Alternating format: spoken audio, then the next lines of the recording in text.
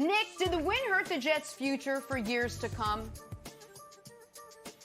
It's the worst moment in Jets history. And the Jets are a franchise with mostly bad moments. Like, what are we talking about? I don't know what you're laughing about. Find me a worse moment. I dare you. When Vinny Testaverde tore his Achilles with Parcells when they were coming off a good playoff run, that's, I guess, close. But this team hadn't had a real quarterback since Joe Namath. And Trevor Lawrence is as can't miss gets.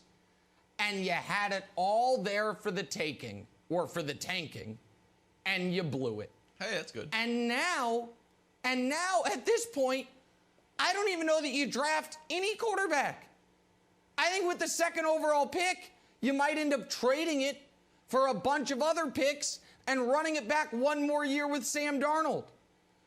This is the vintage first prize Cadillac, second prize steak knives, third prize you're fired.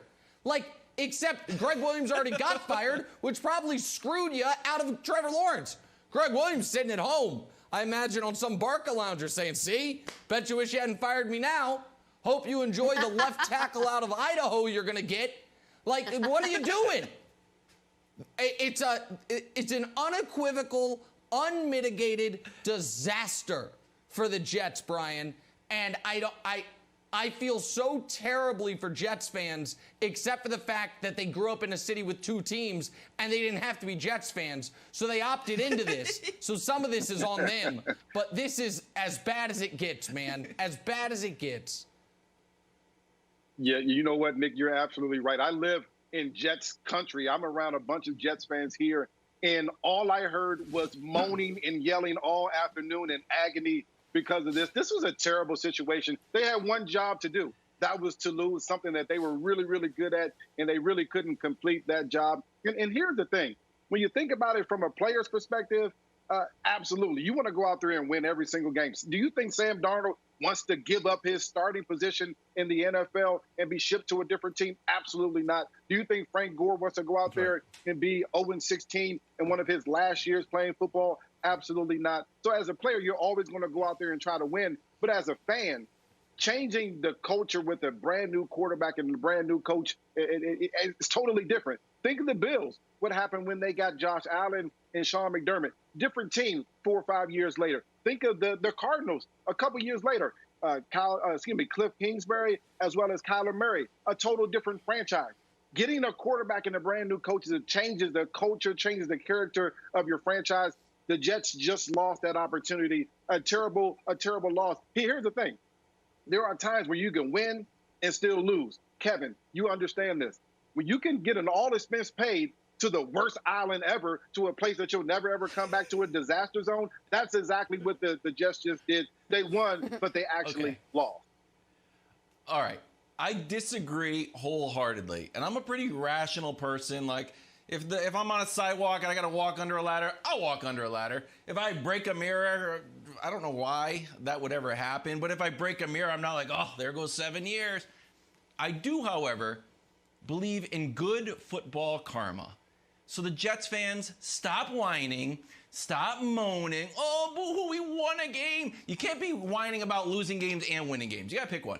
Win the game, believe in good football karma. And here's why. Lay it out for you. One, you should have beaten the Patriots. You're a field goal away from beating the Patriots, and you should have beaten the Raiders. So this is kind of like your third shot at it. So it's not like you were so terrible you deserved to go 0-16. So this was coming. This wasn't like out of the blue. Number two, in the Raiders game, remember the old fake Hail Mary who got burned, Lamar Jackson? Did he deserve that? Rookie cornerback? He's like, I knew it was a bad play call, but, I can't really, call out Greg Williams. He recovered the block punt. So congratulations, Lamar Jackson. How about Frank Gore? You're not rooting for Frank Gore? He's like, I don't want to go out 0-16. He has one catch. It seals the game. Here's the other thing. Tanking is for the birds. It's for the birds. Peter King wrote a great article that in 1988, Dallas and Green Bay were both 2-12, and Troy Aikman was the big prize out there. Green Bay wins. Dallas goes 1-1, I think. The Cowboys obviously get Troy, and the Packers get Tony Mandrich. Not a great pick, Very, very muscular guy, though, in Sports Illustrated. Not a great pick.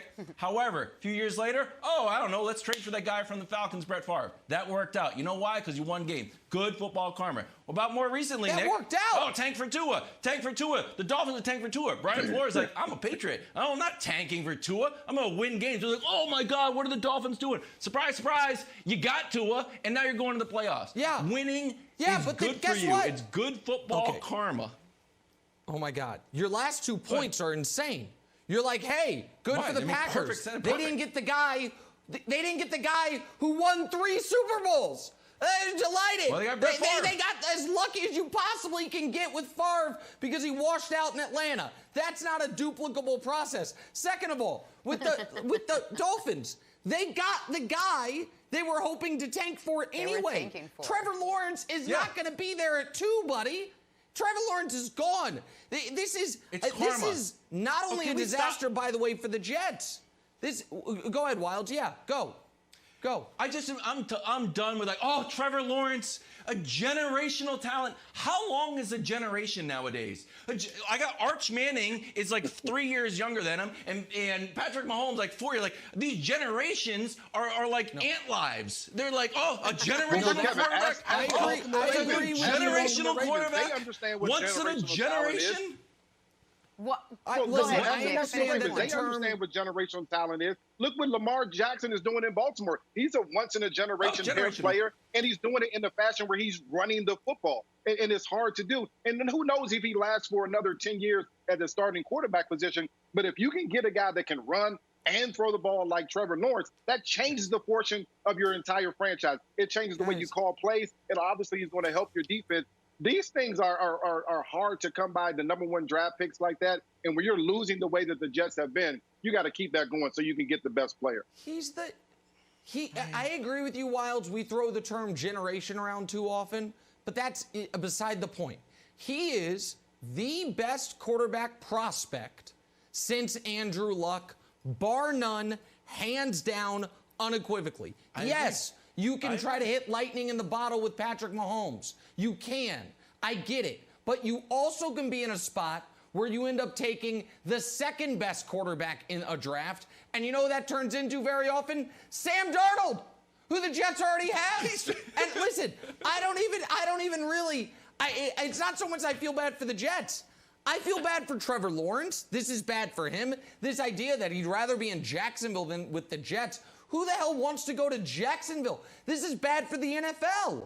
The NFL doesn't want him in Jacksonville. The Jets had one job, and it's a job they have spent 40 years of perfecting. Lose. And they couldn't do it when they needed to most. I feel so terribly for everyone involved in this scenario, Jenna. Just winning at every single different corner. Thanks for watching. Subscribe here to get the latest from the show. Also, be sure to check out more of the best clips from First Things First, or go watch a few segments from our other shows on FS1.